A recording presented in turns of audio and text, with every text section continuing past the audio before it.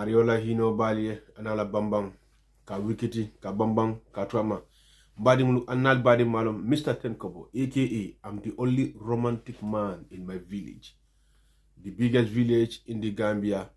Please search or Google. Ladies and gentlemen, bifanan natale kula me alnoko akawako warta bake. Jandinga dungale program kono follow. If you are new member in this platform, please do all your effort and subscribe in this channel. Still now, don't forget, it's your boy Tenkobo, aka I'm the only romantic man in my village, the biggest village in the Gambia. Please search or Google.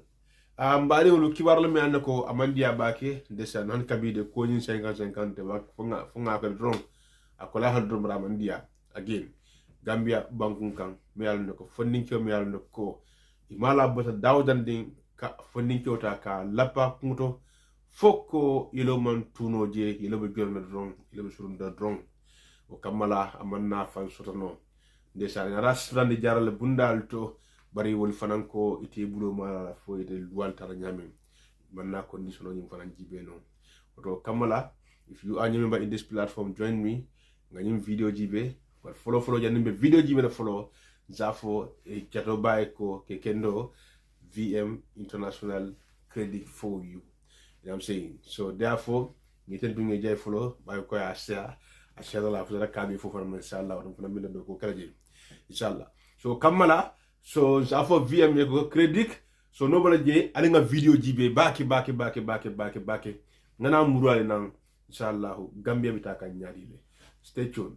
Nan mambaram ko debra kafo apoti kafo Tenkobo ye jimale fajang yenna fondinkele fajang sinyo ya ekemin fo jogo jallow okay ya fa na konyoto jan sanjaba ya fa hamle aketa kunun ko suto on the 12 May ndolle salita nyola jame ngoto fituro safo salo mbodaji atenata bamala bu suwo kono jang mol janjanta jame ngoto anata amam around 11 ma fon 10 to 11 na Johnson order da modole ya bindunje mo malon jumalem al malon fo kelon wala musolamu malon jumalem ala yalon wotu mole ya lipa akungoto kabiri ya lipa akungoto abota di a jolonta je so I wurita once aman na wuri no international don't forget to subscribe like Assalamu alaikum Jiberlal hani bidoron kal welcome back to VM International TV nyimnam programme oti ka fo mi VM Daily News comme yalla yalo nyamin drom bi mbali Farato sancabale ate Farato sancaba nga kibaro soto jang kibaro mi ay tadde ko iko funding ke dole banta jang andung abanta nyamin iko funding anyom funding ke wala amuta afa bar jamala afa wala mi nyinin karoti ot atol mi yalon kal ben jibe kanyin temena please mbal danna ala kata alinyin video share pour in kambe ko share diol anin Gambian police hol anin akata momote doron isa mako yindi no ya jibe ning atra police hol be dawda mi yalon ko kisis rallam e français la dogo kino anyama nyamin yenana Farato sancaba kana ka jibe jimale ngimfa ka kisis ro ka ko koma yo sanata janne ala family felendin jang hana man kala fambe signol lamu bala même fon banta atamum fuloldi Farato jang wodo sante wato jende do mbarin ketodum Boubacar Jallow from Farato. Okay. Boubacar, can you tell me exactly what really happened to your brother who was murdered? I was sitting outside my shop. Between 10 to 11 p.m. Okay. So one of my neighbors, Ross, who came from the Ross and came to me and said that your brother got hit and he is bleeding. Okay. So try and rush to the scene and see what's happening. That's the time I closed my shop and rushed to the scene, and I found my brother sitting down bleeding. Okay. I asked him, brother, who did this to you? He said that the stone hit me, and I don't know where the stone come from. That's what he told you? That's what he told me. Okay. But by then, he was bleeding heavily. The blood was coming like nobody's business. Okay. So after all, he was unconscious and he couldn't explain much. So that's the time we realized that to leave him sitting on the floor like that is not the solution. So we decided to look for transport. So I went to two compounds within my neighbors here, but we couldn't find any transport or any car. So we decided to take him to the pharmacy. Which of the pharmacy did you take him first? Bojankunda pharmacies, the one at Bojankunda Johnson. Okay. That's where we went to. What was the reaction of the doctor or the nurse that you met there? Their reaction is they said that they cannot treat this man without any police notice. Okay. We should inform the police first before they can do any treatment. So the man I was with, he said now, so we go to the police and explain the matter to them, or come with the police. And come with the police. From there we will take this guy to Birkama, because the way he's bleeding is terrible. Okay. So we went to the station, Birkama station. Sorry, Farato station, and explained everything to the police. They said that they need, and they cannot do something that they don't see. I said to them, let's go then. So I came with one female officer to the scene. The same night. So when we came, the time we reached there at Bojankunda Johnson, they've already left with my brother to Birkama. So I decided to take a town trip and went and go with the police officer to Birkama. Okay. But do you think someone really murdered him? What do you think? From my own point of view, what I understand is when he was at a shop just after this Johnson, he was having tea there with people I don't know. So from there he was on his way going home at that night. So he was hit at the back. When he was hit, according to my understanding, he was trying to move, but he was unable to make it. Okay. Did he normally go out meeting friends, or do you think he was having problem with someone or an issue with someone that you don't know, but probably you are aware? Anything is possible. He might be having issue with people outside, because he normally go out with the boys. He go to people's houses and the like.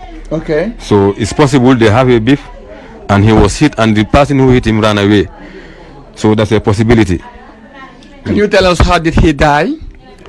Now he was bleeding heavily. When we get to the hospital, he was treated, and he came back. They released him. Even the doctor released him. He came back. When he get back home here, early morning, my mom knocked me and said, the condition of this your brother, I don't understand. So let me go and call the old people at the village so that they will know what's happening. I said, no, let me rush to let's just rush to the hospital again, and the doctors will tell us what actually happened. Okay. Yeah. So what did the doctor say after that? When we get to the hospital, the doctor said this man is dead already. That's what they said to us. And when he pronounced that, what was your fate? My fate, I was very sad. He's the only brother I have. He's the only brother I have, and I was very, very shocked. Very, very shocked. He's the only brother I have here. He's the only brother. The only brother I have. How old is he? Joe is 78 born, 42. No, yes, 44. Let's say 44 years. 44 years old. 44 years. That was, he was born in 80s, right? 80s, yes. Okay. Yeah. Now that you are here, I have seen some CIDs coming here to investigate.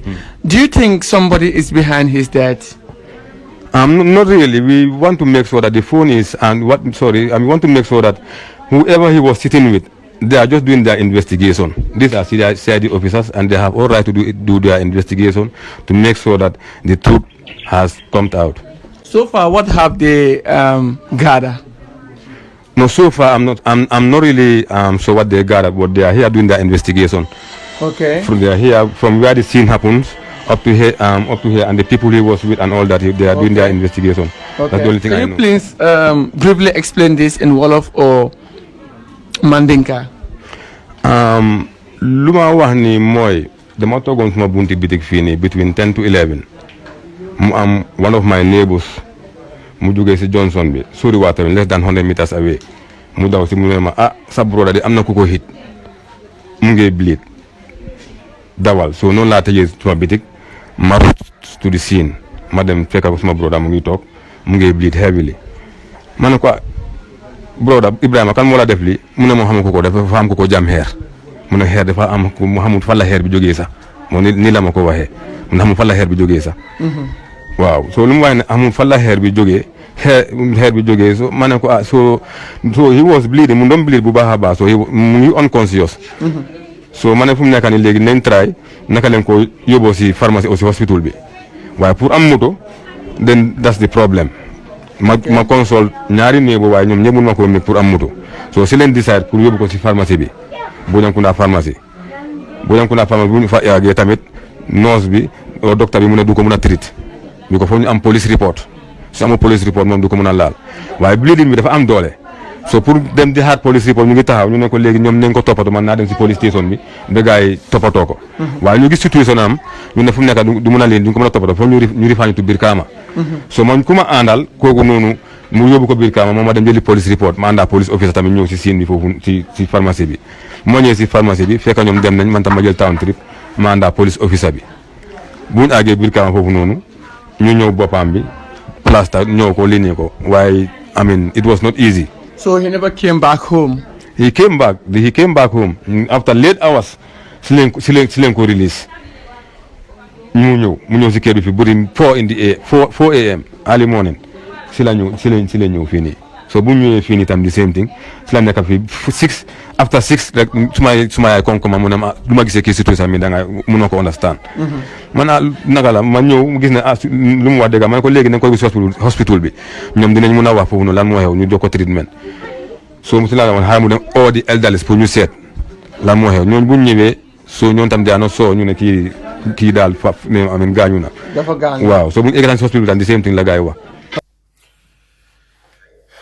tala alamani manyin kafar kala ga sonan daye kadun malaika hinan turbu ka tabla ka jifi shabu ladi ka jati ke muhammad sallallahu alaihi wasallam yo zafu family fana sabari ni sawarota wato bandale so ala sallallahu ala wato da tanne so ngal bi dal sabarola ngal ko don suno fananna Kabefo bi al ko don suno la Kabefo bi al bi fondon sabaro fananna yo no bada je sina dum kisa do kono fo nin kiola saanya mbele tulo amoy nyola oto kamala abala fa warta bake sainte ka nyatli mun tole where are the securities me tanyum fal jam bake de where are the securities Gambia la security le mel bi maralin Gambia la kono fongol mi makki tanka suzo nintilo ile fal bu kanyin sal be moy bang ya fa yanne ya kumte yanne kunu no marin fala jam ya fa yanne ya kumte yanne fenk yanne yusiya fal bu kanyin moy bang albuka fal bu ka civilanol kumbo kan albuka moy bang Gambia la security fal bu ka civilanol kumbo kan albuka moy bang sifeno be wosi kan idin be fala suto anintino la fal bu kanyum moy bang fanyum bu kal bololu fa bang fodum al karajel kum ka mantrata la fanda la mantrata la ma fangala walakin dal tajibe no la bang bal fa ko dum bang jakalo warta bak doctorol fana hani mem fana mo fuma atel doctorolu yimo de condition be condition to al kana kurol nyinin ka ba ni Gambia dingu inya ba condition do fan kono hal mo foyete ala kata la life safe emergency what is the meaning of emergency inya mo la yelo jorna yelo surund la yelo bona yelo surund la ana fa Gambia fo fengo fan de ambulance ti mi an ko ñe ko gedro look at this ni jibe ako vehicle is the problem fo vehicle ti mi an ko ni ñi terrible emergency no fana sorta mo si men ko no immediately fatina Gambia fo motol ti bang alla political citizen na le motol jangen dal beto political party ni fenkol be bar moto ti jema mi an ko ni mi an ko beta ni condition sifal na a nyolu kono isi men ko man no trafat ayno kono ayna e taribe dankiramente bagira mari si jarro so no trata Gambia fo ti je bang halbe chip number talal wadi 123 233 555 222 dan ko dra mandro sona nyamentro immediately ine dan ko be area menna ine sama jaral bundato wala sama dami nyande sama la dami terfat ayno kono folti Gambia bang motol be jeeti banna wato motol binala suto ayintilo la bar moto woka nak problème mo de ka bo fo jaral bundata ni fo jaral bundata na no so fo na ma si bo han jibe o doctorol ngata mo so jamal sha ba ko de binal be senengel baki ngata mo so jang aman si awon binnal be jakaro jambak. I'm telling you gambe ka tanya dile nga nyim fom fo ngende fo mbarala nga fo le say fa fer nda kono al nyaade furewol la wati biti badira al bege social media tal calcium no kal kanya lega fal sa fal bu kanyil jibam fal bu kanyil kiwaro moy bam where this country is turning to, because we are surprised now njaka dal center bi frank nga sadale nga sengam fo mbarata sengata mun tolo islam. Look at what happened in Farato. You see? Because nko gambe say nyebalom so you security met bebe bankungang so ya nafa leslang and every month ibisari just so kanne I hanan kena family feed men and each and every one you are working for your family, so why some families are not safe? Tonya their security their guarantee ibe banko la kandaka of course, but ibantri we fanam free fanam tede ike jole and you joro ni fanam kate family la nafa they can live so they go and spend their life in their family. Of course. So when the family not be father, can send do family be family be kumatale. Ndes même fois banku diwlu ngara yamaro men di yalla tel civilanol al kana ko bible so ni parli so ni paral blokon man sakuna do ko al blokon al fale kalfay police na ngam fu jande sate diwlu fale police olti al kana ko bible ngo men blokon al fale kalfay police olti al lo al sate banku sate o sate atar fondin ko al mobilize ale nyomuta ale lo al sate o nan man lo al sate ma si bo beladde bon nal kal bim ko ha police man sakunda ha police nal sato das verbal bloko nal sato do imuto sanga ya di Allah in case of this kind emergency nal e kuji men ka manyang al katela yanda min kala ke loi asilola atinga kumara ba ko nyaade bon nal ko hal be ngi fom tole batla ma si bo bela kangede ndes nyamono so non même fono sate each and every village ala katal yan function commando sur ala sato commando lo sato al fan wala muski wal nal diwn nal bangul nal dol ni ko dongoli ala sato de. I think that's most important. But ni al kalbe ni libatla nas furel mon dama kondi hansay ma bansayo every day ko modun star lo ja every day kare fara janale kare kere ni kare satane wotunya is very sad sometimes because don't find ya sangala batale nyade ñing mon ko bi ka fo ikari moy le bari bu ko naka bara no actions of course. So ndas ñina sot non ci même fono fondi sate o sate each and every village. Look at this ko be sika ko lati gambe bi humoto ko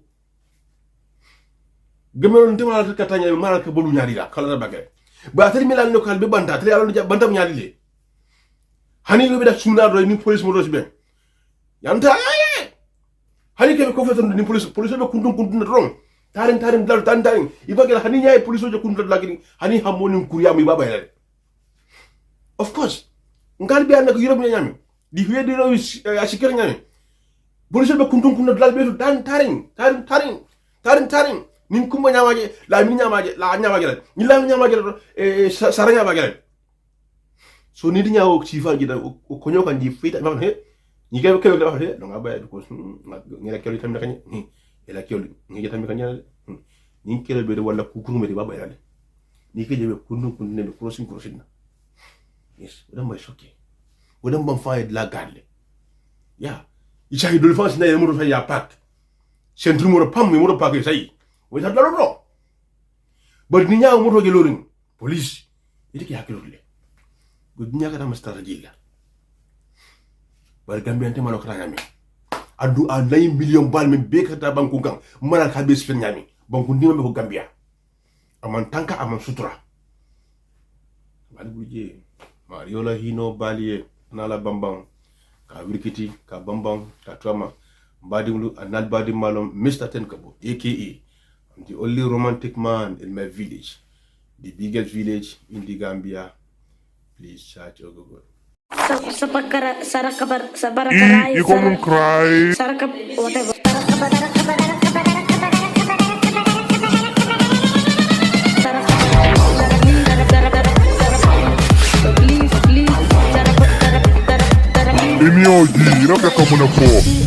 Say subscribe. Okay, thank you. Kula yere jisma min folo.